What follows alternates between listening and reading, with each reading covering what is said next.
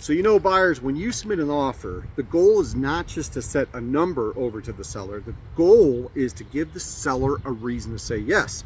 This is Jason Valentine with Coldwell Banker High Desert Realty, and today I want to talk to buyers about writing effective offers. A lot of buyers think an offer is only about price, and yes, price matters, but the strongest offer is not always the highest number. A lot of times the strongest offer is the one that gives the seller the most confidence that they're going to close.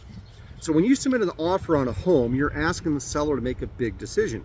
You're asking them to take their house off the market, trust your financing, trust your timelines, trust your inspections, and trust that you're going to make it to closing.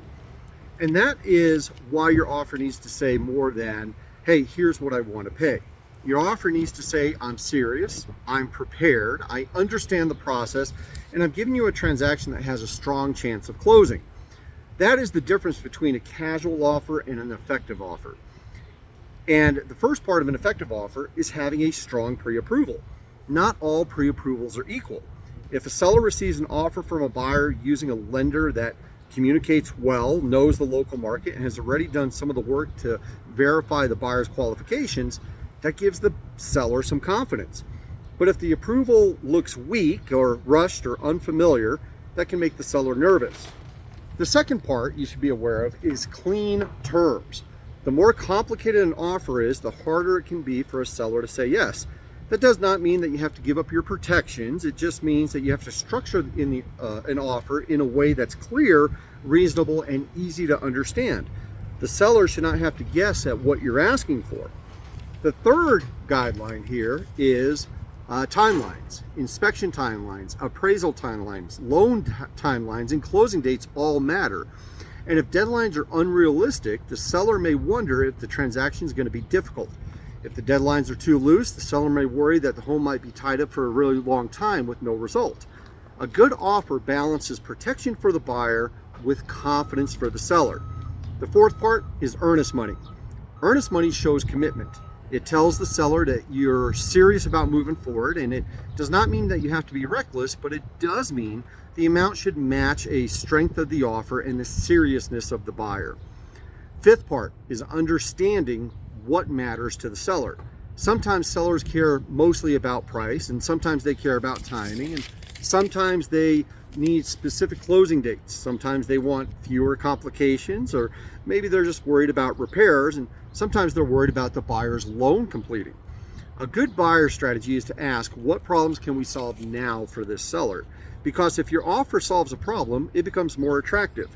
And this is important because giving a seller a reason to say yes does not mean that you're overpaying for the property. It doesn't mean that you're giving up your rights. It does not mean that you're making a reckless decision. It means that you're being strategic. It means that you're using data, and it means that you're understanding the seller's position.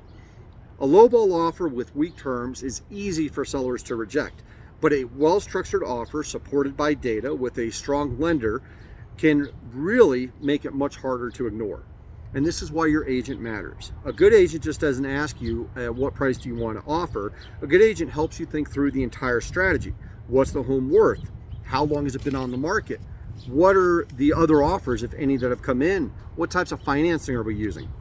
This is how you write better offers. And in this market, buyers do not need to be careless, but they do need to be prepared, because the goal is not just to submit an offer. The goal is to submit an offer that gives the seller a reason to say yes. So if you're thinking about buying a home, schedule a buyer consultation with me. The link is in the description on this video. Before you start writing offers, let's build a strategy that helps you compete while still protecting your long-term interests.